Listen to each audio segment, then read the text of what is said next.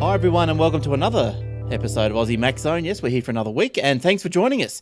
Another big show this week and a special guest as well. So let's get straight into it. The show is brought to you by Aussie Tech Heads Web Hosting and you can find them at athwebhosting.com.au. So all the good little plans for your web hosting business page or little blog, whatever you want, athwebhosting.com.au. All right, now the usual suspects are here this week. Let's have a chat to Michael first. Hey Michael, how you doing? Hi, everybody. Had a great time up in Queensland on the weekend visiting Glenn. Good. Scabbed a coffee off him, got a coffee out of him. So an orange juice. An orange juice. And how was the trip home? The trip was all right? You did a massive trip, didn't you? It was, it was very important to see you, so I was quite happy to drive up one night and drive back 2 nights later just for you. That's good. So. And I'll tell you what, Michael's pretty good on advice on how to get taps off as well. So just quietly, I can't get my bathroom tap off, and we're still working on it. All right, over there as well, we got Jace. How you doing, Jace? Hey Glenn, hey everyone, and doing very well. Oh, excellent. What have you been up to this week? Anything exciting?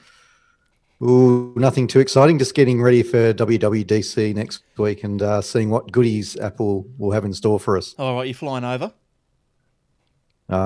Yes, in the private jet. Tim's going to send it over to pick me up. Oh, good work. Well, all right. And yes, and our special guest this week, where am I? Keep losing the focus here. Special guest is Matt. Hi, Matt. How you doing? Nah, not bad. Yourself? Yeah, not too bad, thanks. Now, Matt is what would we call you? The CEO, owner, managing director of Phase FM, or how do you?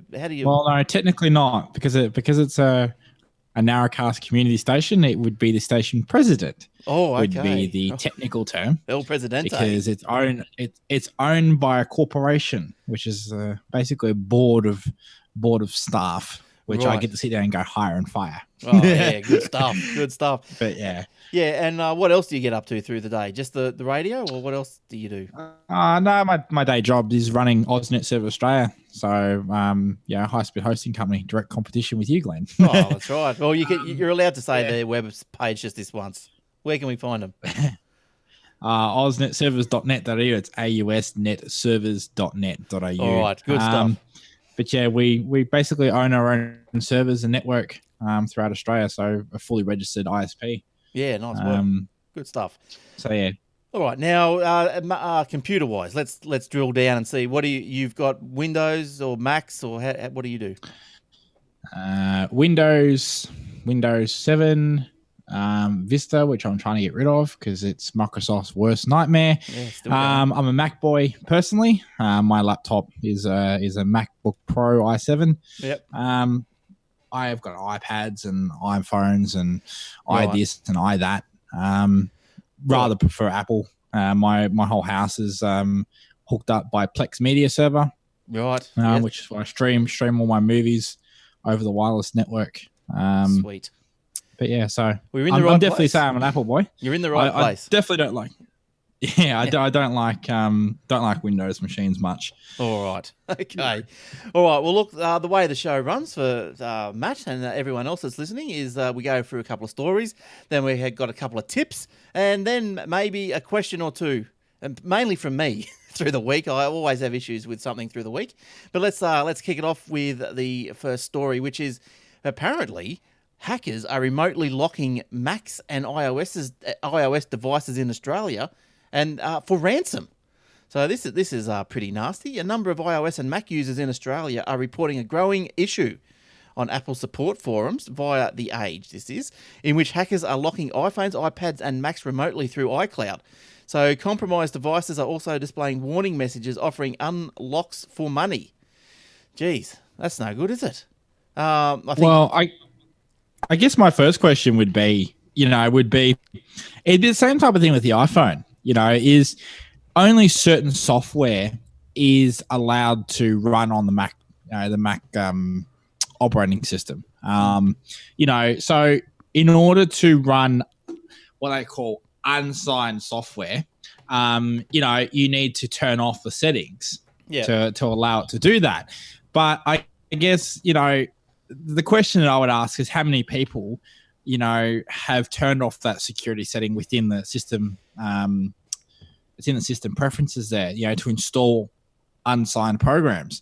And that would be how it would be done. There's no other way of locking a computer without some sort of malware or adware that actually does it. Like, you can't brute force your way into an operating system and then completely lock it, because we know that Australians, most of us have ADSL connections and they're all got NATs, which is proven to be the best firewall that you can get, because it keeps so many people out. It's impossible because you've got so many devices hanging behind it, but it's impossible to penetrate through it.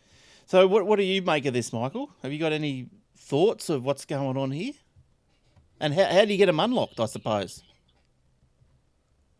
Yeah, well, it's actually coming up and appears to be coming up and asking for a Game Center password that people haven't put in. So whether it's a particular game that they've all installed, I don't think it's something even. already.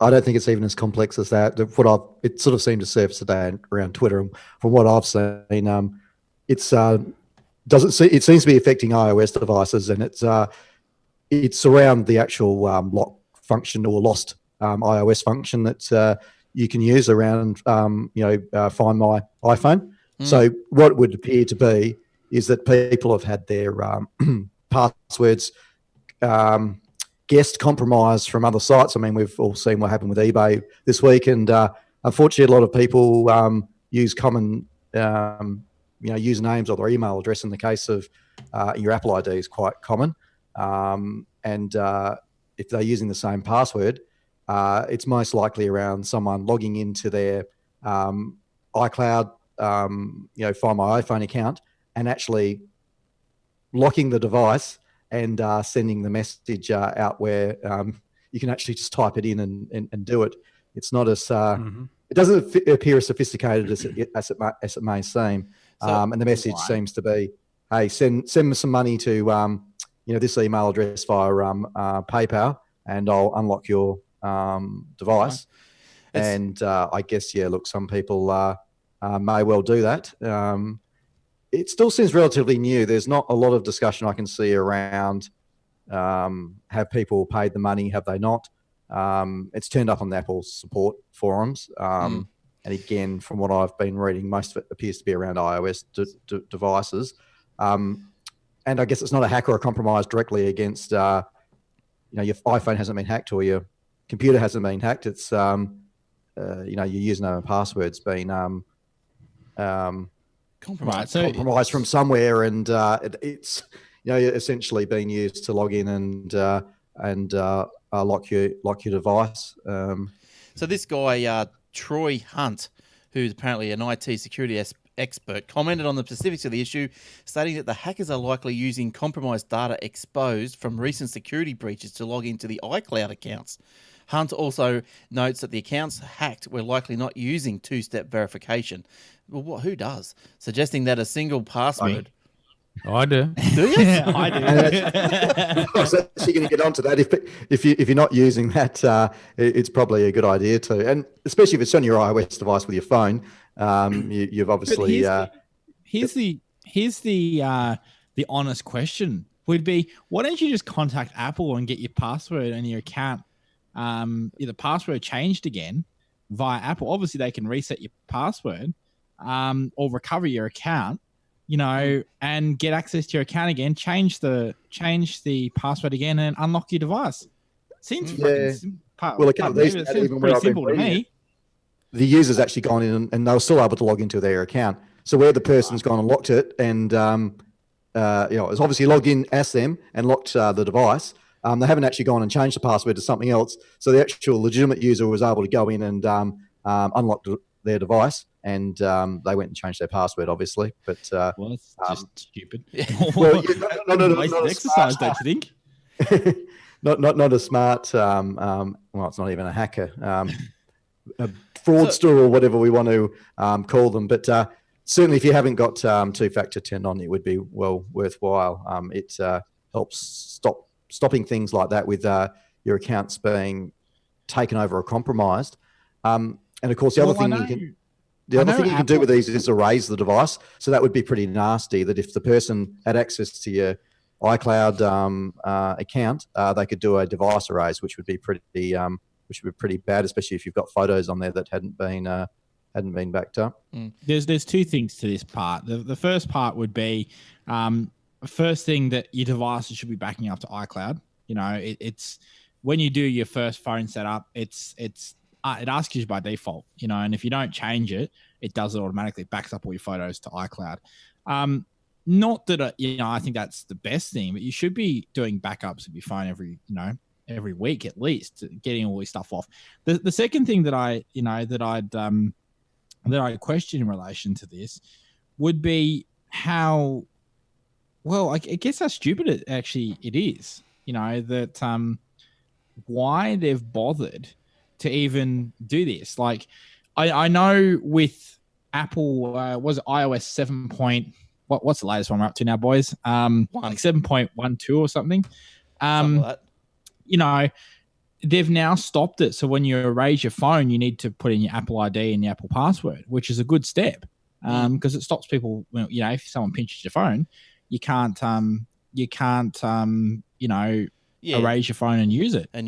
Yeah, I know. That's right. I've seen people find phones. They've just erased them and used them as iPods because they're locked to the Telstra network or whatever. So this probably doesn't can't do that anymore. Yeah. No, that's Apple. Yeah, crack down on that. The other thing I'm just reading here is around why is it Australian and New Zealand centric at the moment. So I guess, you know, we're talking about there being a breach somewhere around eBay. Obviously, if it was eBay user IDs and passwords being compromised there, you think it'd be a bit more widespread. So, you know, maybe it points to an Australian server or service provider being hacked. And again, because people are using common email addresses and passwords, the person's using them to do this. But it doesn't appear very sophisticated, and asking for $100 or whatever doesn't appear very. So quickly, just sorry, who was that? Sorry, just it's Michael. Yeah. eBay the other day told everyone to change their password. Yes. Yeah, but they got hacked back in February. Yeah. eBay got hacked in February, but they only admitted it, you know, just now. What did you say, like last week? You know, just a couple of days ago. So you know, what a wasted exercise. It was months ago.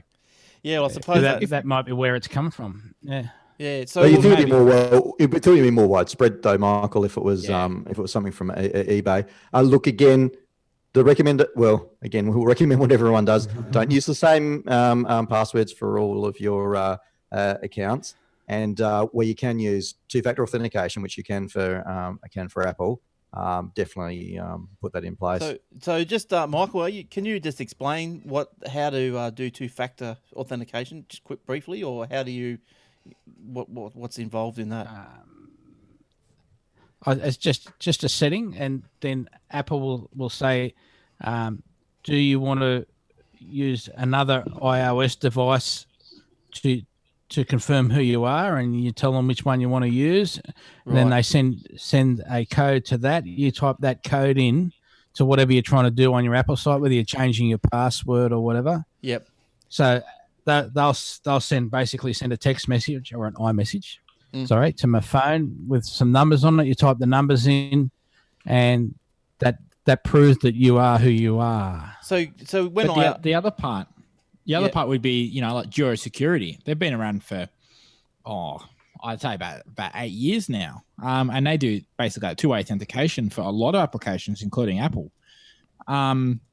You know, so you recommend people if they're, you know, looking at it and they want to, you know, do something properly, look at Jura Security. Would probably the best thing that I could suggest. So you're saying, like when I said before, who uses two-factor authentication? So are you saying that every time you log into iCloud, you've got to use this two-factor? So you do your password. Correct. And then when you're changing something. Something. Right, just not logging in. Sweet, yeah. No. Well, it's not that intrusive, but it stops your account being taken over, so you can't trivially change a password or make significant changes or to your Well, that's account. all right. Well, see, I was using it, didn't even know. Gmail works like that. So there you go. I'm using it as well. There you go. You're ahead of the game as usual. It's I guess it's a little bit like what was it? I've gone completely blank now. Like it not necessarily sends you a code, but you can use push notifications, text messages, phone calls. It's all part of the two-way authentication. It's just basically any application can do it. That when you type your password in, blah blah blah, and then it sends a device or a code of some description or a push notification to your smartphone, and allows you to to get into this device. All right, gives you that extra layer.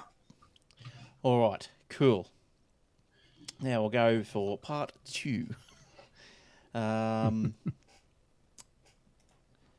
All right, if you can't get enough of tech shows, tech news shows, or just tech shows, pretty much, tune into AussieTechRadio.com, AUSSIE, techradio.com. It's a shoutcast server, 24/7 tech shows. How good's that? What's there? There's the Aussie Tech Heads. There's techwebcast.info. There's 2 guys talking tech. There's heaps of them. Geeksphere TV, heaps of them. Go to the webpage and you'll find out. They'll tell you how to load up a Shoutcast app on your phone or just indeed listen to it off the site. What you do. All right, Jace, what have you brought to us this week? Something about FlexiBits. That's nice. FlexiBits? Yes. I think it was a blog that's reported today that the App Store no longer allow customers to reinstall or update refunded App Store apps.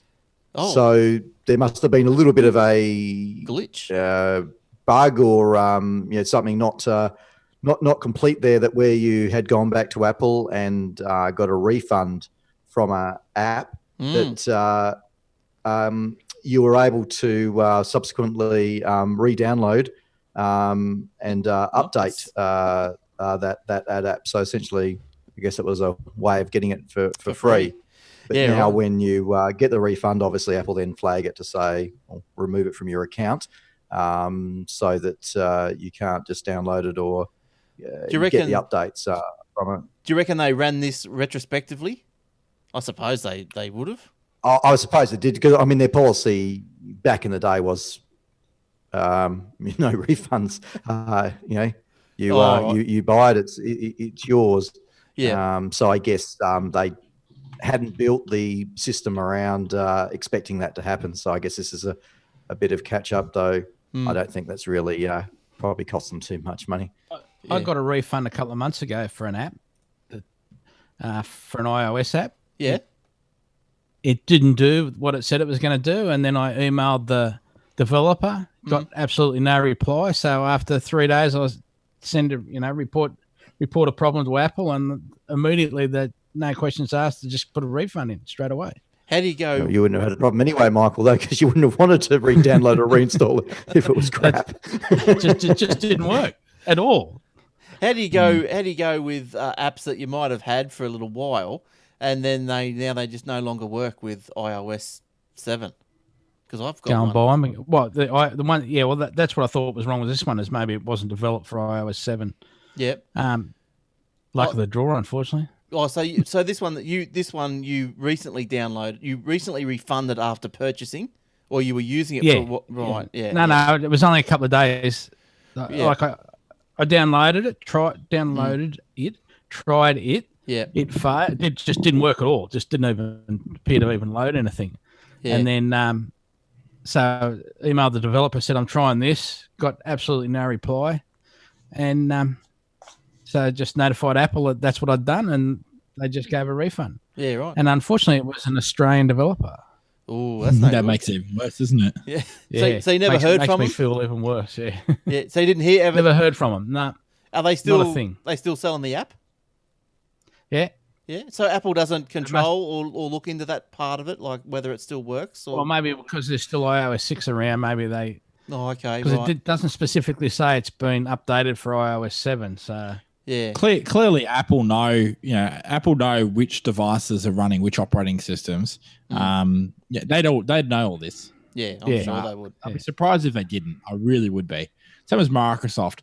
I'm sure there's a backdoor in their operating systems that shows exactly how many users are using their operating systems and who's not. Yeah. I'm sure surely not. A backdoor or a security flaw in Microsoft? No. Yeah. I can't believe that. No way. Yeah. I wouldn't believe it. Yeah, Microsoft the walking virus.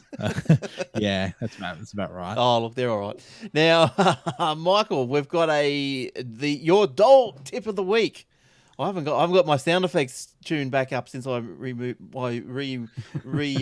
my office here. Yeah, I'm missing it. Oh, Yeah, I know. But, It's here somewhere. one of my customers today raised an issue with me he's trying to create a slideshow in the current iPhoto and puts all these nice pictures in the slideshow, but then when you press the slideshow button down the bottom, puts all the pictures in a library, presses the slideshow button, then they appear to just randomly start playing and generally go backwards, not forwards. So what you have to do is set up your nice library, then do a select all of all the photos in there, then go to the menu and choose new slideshow. And that's where you can also add music to it and things like that for that particular slideshow. And that means then they'll start and be in the right order and go from there. All right. Good stuff. I know it just sounds like an extra step. Notice how there is a slideshow button down the bottom when you create the library, but it just doesn't play it in any particular order. Yeah. Okay. Bug or something. For something like that, like I know this is a Mac show, but on Windows, I'd use what they call Time Life. Is it Time Life or Photo Story? Sorry, used to be called Time Life. And on the Macs, even for a slideshow, I'd be using iMovie. Even for a slideshow, if you're going to export this movie, the latest iMovie is harder to use than the previous version for just creating a slideshow. Yeah, I haven't used iMovie in year 12, like 4 years now. Please. So I'm sure it's changed. I use GarageBand, and I get confused with GarageBand now because they've changed it so much since I last used it. Yeah, now I just use Adobe Soundbooth. But if you just do the file menu and go new slideshow and name the slideshow whatever you want to call it, works perfectly. Starts from slide 1, goes all the way through. This guy had like 400 slides from his trip to Italy, so he was quite happy once we got it working. Just didn't make sense. Just one of those things. Just one of those things. My sister did the same thing when she went to Europe. She always uses Windows, and she used iMovie. Photo Story, to create her whole movie, and she was quite talented the way she did it, actually. Yeah, look, I think the iMovie and the iPhoto and all that sort of stuff is really a bonus on the Apple. I think it's really great because it's just so intuitive and it's just easy and comes with the hardware, so it's good. It's good all around. I definitely think that Macs were built not as your general computer. And I'm almost positive that Michael's probably going to disagree with me on here, that Macs were never designed for your general day-to-day use. They were specifically designed for multimedia, like video editing, audio editing, stuff that really hungry with the CPU intensive, which Windows would just fall over.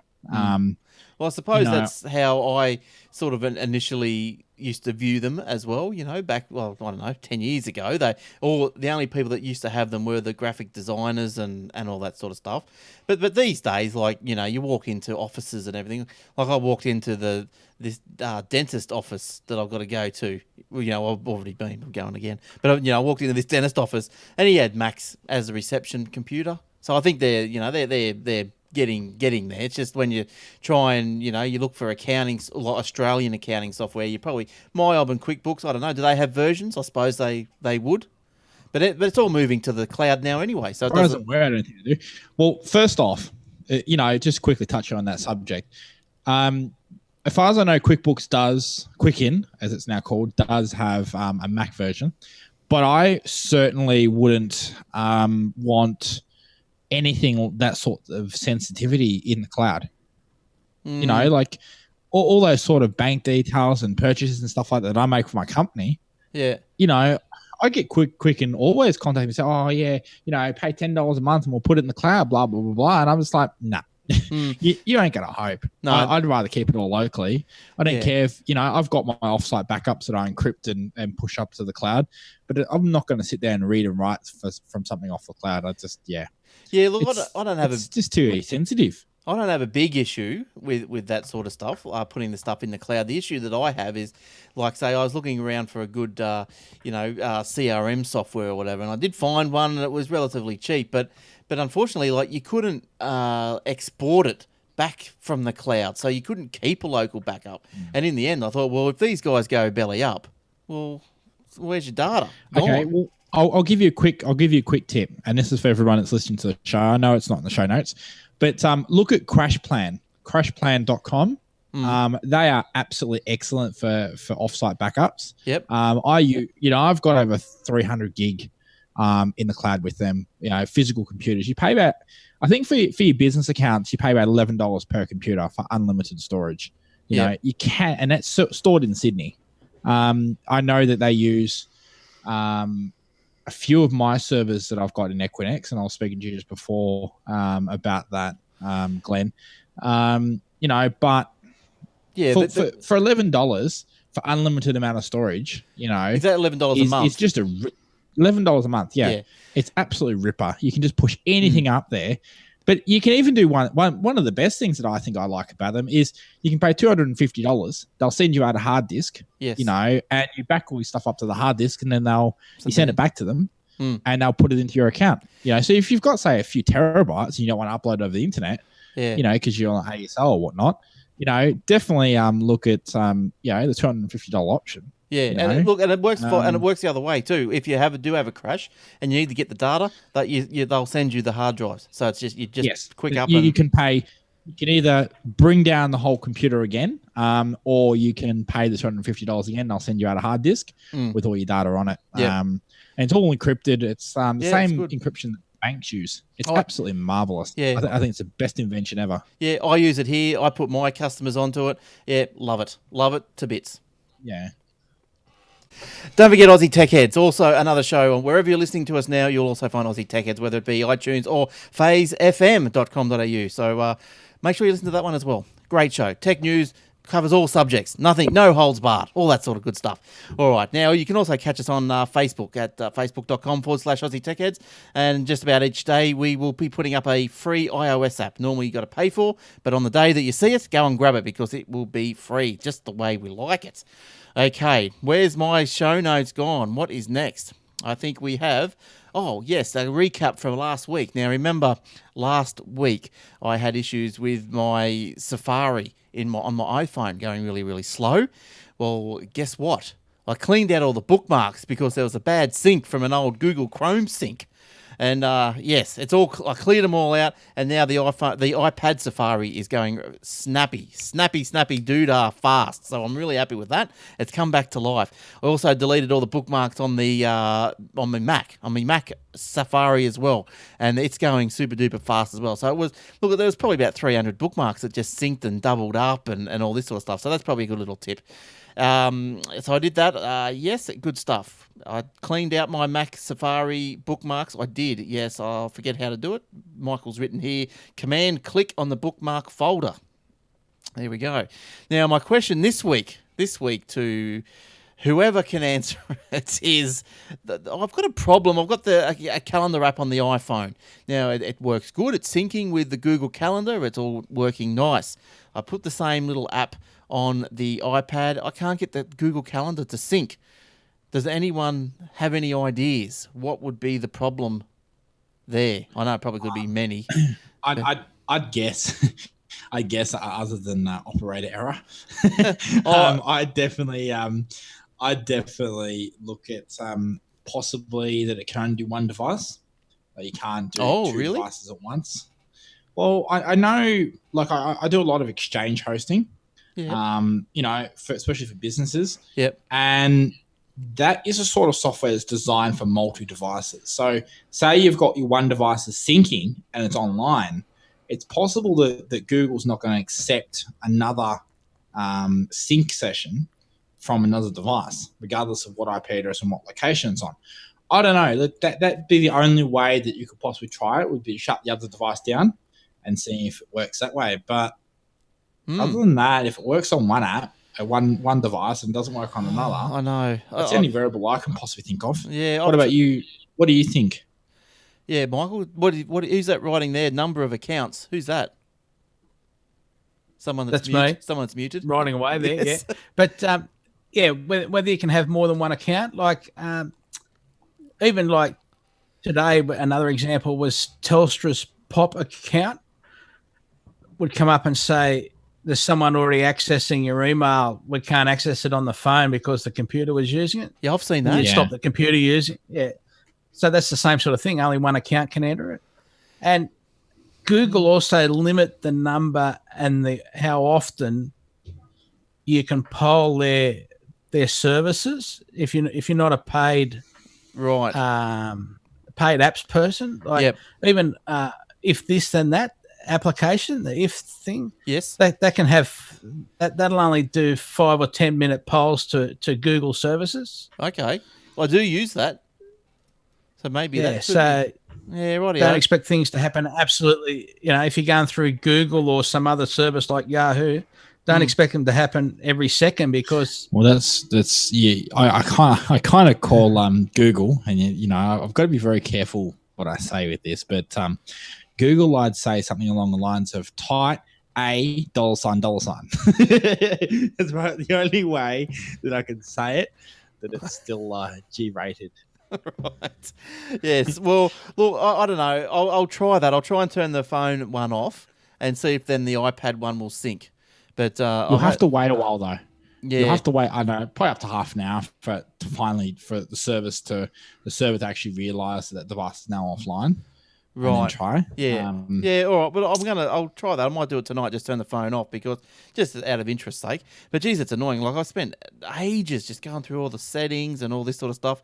Now, another quick question, and I'm not sure if I brought this one up before, but can I change the default save locations of my iOS backups? So what happens is, because I've got an SSD in my machine, and they're only fairly small, I'd like to put these backups because I've got an iPhone 32 gig, an iPad 16 gig, and now another iPad 16 gig, all backing up to my machine, and that just sort of takes up a lot of the SSD, if you know what I mean. So how? Yes, you can. So you can. You can. Okay. Yes, you can. You can. I can send you the link here. Sorry, I just did that while you were gibbering away. For everyone that's watching, the link I just posted in the lounge there tells you for both Mac OS X and Windows how to change your. Basically, I'll just have a quick look over it. So basically, it's talking about creating a link, what they call a symbolic link. So ln-s is the Linux symbolic link. So effectively, it's like a shortcut. But it's a physical folder. So it appears as a physical folder. So if you create, e.g. Windows, make link /J, you can actually change that to a different location. Nice. So if you just follow what it says there, symbolic links are very handy, especially like with Crash Plan, for example. Because I'm a tight $, $. I don't want to sit there and pay, for each computer that I back up at home. So what I do is I have one computer, and I create symbolic links to all my NAS drives. So it pulls all the content over the network from that computer. So it might be C/NAS01, but the folder NAS01 is actually the network folder for the NAS drive. Yeah, okay. If you get my drift. Yeah, I did it differently. So same type of thing. Yeah, I did it differently to that, actually. I just put the Crash Plan on the server. And just got the server backed up. So that might be when you got multiple, like I've got multiple 4 terabyte NAS drives. I've got like 6 of them at home, with photos and movies, and I'm not talking about TV shows and movies like that, but I'm talking home movies, stuff like that. Stuff I've, family mementos. Sorry, that you just can't back up. You can't replace. So that's right. Like back straight up. Yeah, that's right. All right, good stuff. Now, look, there's some other questions. All my questions have overridden the viewer questions or the listener questions. So we'll I don't know, what are we going to do? Let's take a break, I guess, and we'll be back. Stop. File. That feedback's back. Save. Oh, bugger it. I guess that's why all you guys are just quiet, because you can't concentrate when you talk. No, that's why we're just muting our microphones. Because it saves it. Okay, so that's good. Where's that link? So I'll put that in the show notes so Jace can stick those. I just quickly Googled that while, yeah. You should just Google it instead of asking a question. I just typed into Google how to change iOS backup location, and it came up with that. Oh, yeah, I probably would, but hey, that's what you guys are for. And also, yeah. Are you aware that you just open iTunes with the option key down, and you can create a new library wherever you like. So it doesn't have to, it can be on an external drive. But the library where itself, you write the whole library, I don't think the backup uses the iOS library though. Let me have a quick look. Hang on, I don't think it does. Because if you look at that link that I posted, library/application support mobile sync, it's a different location to your library. Your library location is stored in HD/user/username/music/ yes, that's where it is. Because that's where it's where your media is stored in there. Because I can see that, but the apps are stored in there too. The backup's stored on Windows. It's in app data roaming, Apple mobile or something. Yeah, it was really crappy. All right. Yeah, I mean, the most user controls in our entire house, but here, the WWDC. That's a story for you, Jace. He's muted. I'm muted. Yes, sorry, I'm here. How's the echo? Is it just crap? It's okay. It's gone at the moment. No, I've got it back. I'm still hearing it occasionally. It comes and goes. Yeah. Yeah. It's okay. All right. Well, if I hear you stumbling, like confused, I might just start reading it myself or something, just so you don't sound crazy. We'll see how we go. We'll see how we go. It's shit, I know. All right. Bang. And okay. Just quickly before you start again. Yep.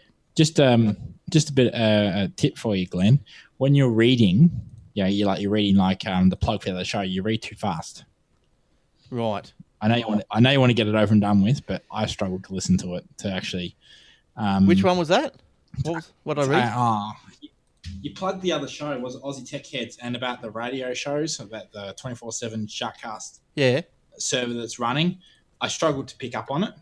It's Well, maybe I should read it because I just rattled off. Maybe you should pre-record it. Just pre-record it, and then you just play it back whenever you need to. It's recorded, same voice, same speed. Same. You just play it, and then it's added all in. I'll talk to you later. I'll talk to you later after the show about it. I probably do talk fast sometimes. But anyway. Like you talk fine now. Now you're talking fine, but it's you're like me that's why I very rarely go on air because it just all right. I just speak too fast. All right, carry on. Okay. All right, now Jace is excited about the WWDC, and you've got a story about it, Jace, or what's coming out of it, or what's happening over there. Well, what's rumored to maybe be coming out, and there are lots of rumors around the place, so we shall see what comes through. But another one doing the rounds at the moment is around iOS 8, and the maybe made for iHome that might be coming through around universal remote functionality for smart devices. And I guess some of us already through some applications, either third party ones such as Roomy and I guess some of the suppliers like Denon and Marantz, for example, have their own apps that allow you to remote control. But this is around, I guess, a common API that Apple will look at supporting and endorsing around, I guess, made for iHome brand, and I guess where you're going and looking at buying something, be it a TV or a amplifier or indeed even a washing machine or something, I guess these days that it could be remote controlled with your iOS device off a common platform. So I guess there's been a lot of talk around this stuff, and Apple wanting to get in and control the home. So if we don't see the Apple TV, maybe it's your Apple devices being able to control everything else in your home. Well, I suppose, what's in my home that the thing that controls? It controls the Apple TV, controls the T-Box. So pretty much anything that you can probably hook up to the network, it could probably pretty much control. We live in a society now full of smart houses. Every new house that's getting built now is either compatible to be a smart house or, is pre-wired to be a smart house. Like all your new display homes are all, pre-smart houses, like the air conditioning, the heating, the lights. They're all got lighting controllers now that can actually make it smart houses. So it's rather, it's quite a good thing actually. So my house, for example, was part of it. A large part of it. The air conditioning is smart controlled. The cameras that I've got, the multimedia side of it, is all smart. Still a long way to go, and it's very, very expensive. But at the end of the day, it is definitely worth it. If you're going to be, it's a long-term investment into your house, I guess. So with the smart TVs, like, can you turn them off and on with the remote apps, or the phone apps? That's a good question. There might be something that Michael or Jason can probably answer better, because I don't have a smart TV. I just have a normal 52-inch LCD screen. Yeah. I don't need a smart TV because they are already smart the way I see it. Yeah. Because I know they don't need to be any more smarter. I know there's an add-on that you can get. You can plug it into your phone like an infrared device or something, and then you can get an app, and then you control your TVs. But that'd be interesting. Yeah, but I sit there and go, look, my TV, I do regret it now. It was a cheap Chinese Ching Chong, brand that I've got, and admittedly the AV outputs don't work. So I've got to get HDMI converters for like my Wii and Xbox and stuff like that. I got plugged into it.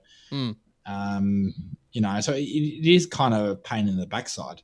Yeah. But when you look at it, I sit there and go, well, I've got a universal remote control, which just reminds me of the movie Click, that controls, my Foxtel TV, VCR, the DVD player. It's all pre-programmed for the one remote.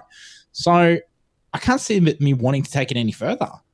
Unless Matthew decides to lose his remote, which generally happens on a daily, if not basis. Oh, well, look, I like the T-Box remote app because the T-Box remote's really, I don't like it. It's just yucky. It's physically too small. Yeah, and the buttons are all yucky, just clunky and all that sort of stuff. So, I don't particularly like that. That thing. I won't disagree with you because I remember when I originally had the T-Box app and it was just horrible, absolutely horrible. It was the remote's tiny like this. It's made for children's hands, and then it just feels horrible. Yeah, it just when you push the buttons, it's no good.